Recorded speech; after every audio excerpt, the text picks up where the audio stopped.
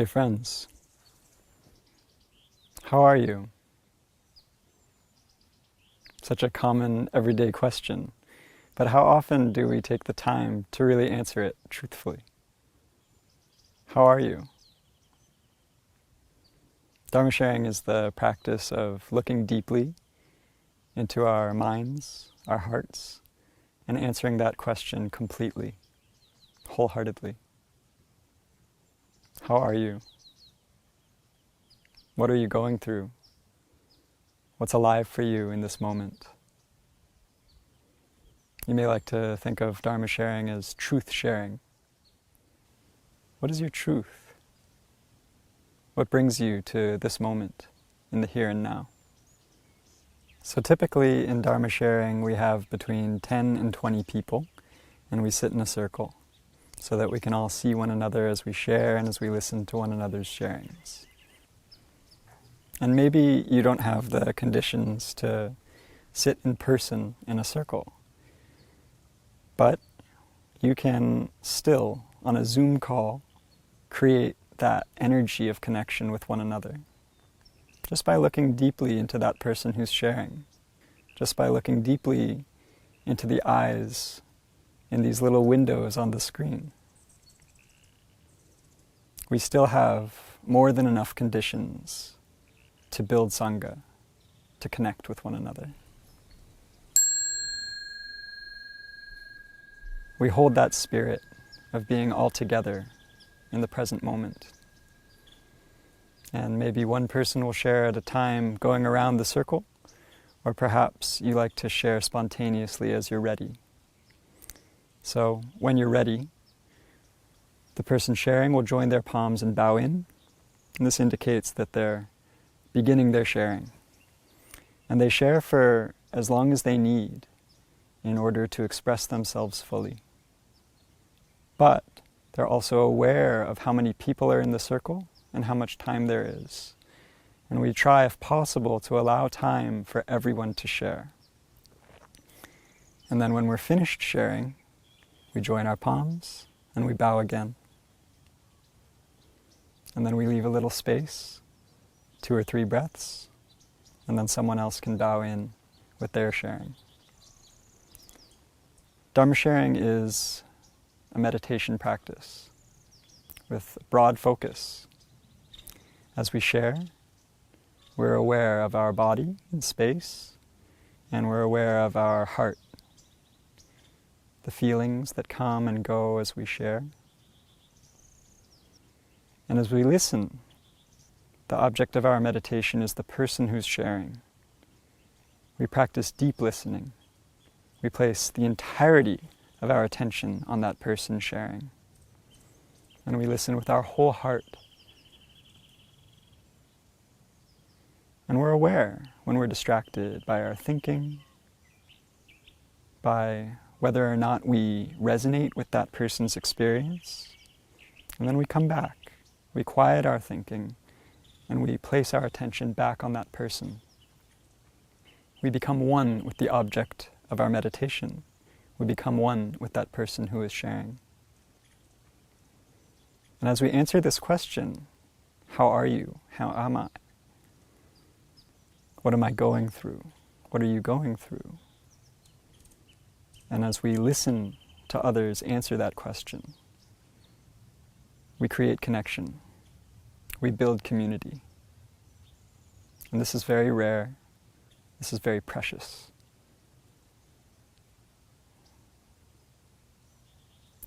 So we practice not to give advice. We practice not to teach or interrupt. We practice to share to the entire circle, not to one person or another. And we also share in the spirit of confidentiality. And if you'd like to approach someone after the sharing, to ask them a question or to offer a comment, then you can ask permission and do it discreetly. And in this way we build trust. And when we build trust, we deepen this connection. We deepen this feeling of family bond with the circle, of holding one another's experience as a collective. As we share it's not uncommon for strong emotions to come up. And so you have full permission to take a break, to pause your sharing and just breathe. Come back to yourself so that you're not carried away by your emotions. Breathing in, I calm my body. Breathing out, I smile. Breathing in, I'm aware of this present moment. Breathing out, I know this is a wonderful moment.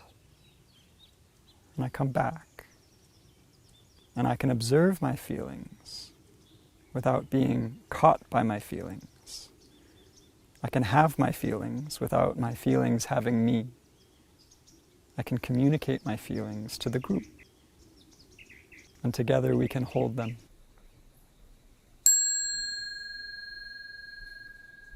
From time to time, the facilitator may like to invite the sound of the bell to allow us to come back to this present moment, to come back to our in-breath and our out-breath, and to clear our minds, clear our hearts, so that we can be fully present for the next person who shares.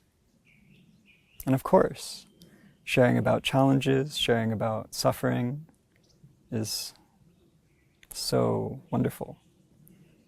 And how lucky we are to be able to share, to have this container to be able to share. But our suffering is not separate from our happiness and our freedom. And when you share about your joy in the practice, when you share about the happiness that you cultivate in the practice, this is also an inspiration. And this is also very valuable to these circles. So please, if you want to offer your happiness in the practice to the circle, your insight, by all means, share. Just not from that point of view of trying to teach or show off, just from the sheer joy of transformation through the practice.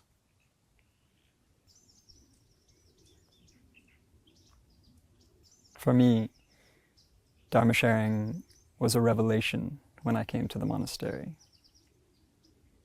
I think many people come to the monastery expecting silence.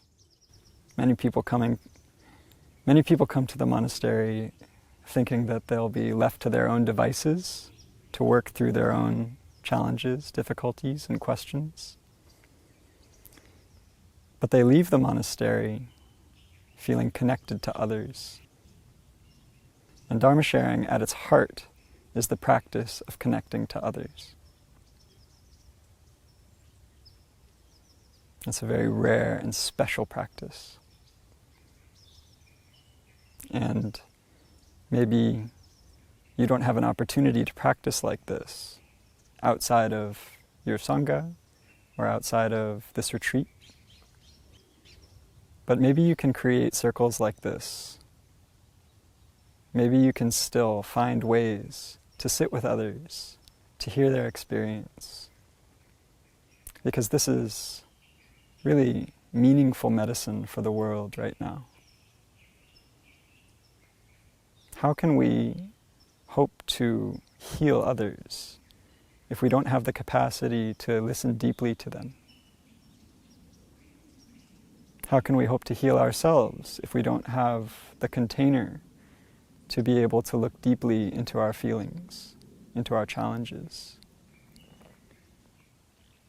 So I wish you a very meaningful and connecting Dharma sharing practice.